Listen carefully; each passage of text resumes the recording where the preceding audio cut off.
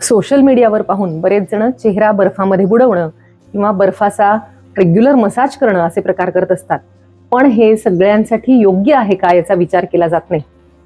जसं खूप गरम गोष्टी तुमच्या त्वचेसाठी योग्य नाहीत, तसंच अति थंड गोष्टींचा सुद्धा त्वचेला एक प्रकारचा शॉक बसू शकतो.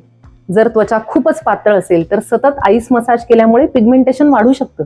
तुमची त्वचा खूप कोरडी असेल तर नेहमी बर्फ लावल्यामुळे ती आणखी कोरडी होऊ शकते किंवा डिहायड्रेट होऊ शकते. कुठे मुका मार लागला असेल तर बर्फ लावल्यामुळे ती सूज कमी होऊ शकते. रक्त साकळलं असेल तर तेही कमी होऊ शकतं.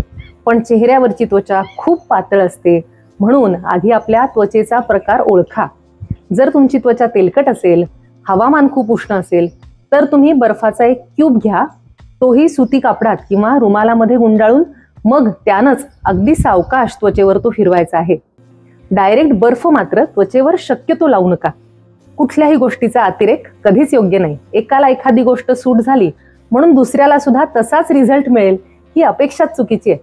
प्रत्येकाची प्रकृती वेगळी, प्रत्येकाची त्वचा सुद्धा वेगळी आहे, प्रत्येकाची जीवनशैली वेगळी आहे. म्हणून फक्त सारासार विचार करा, योग्य निवड करा, तरच आरोग्य उत्तम होईल आणि त्वचा सुद्धा सुंदर राहील.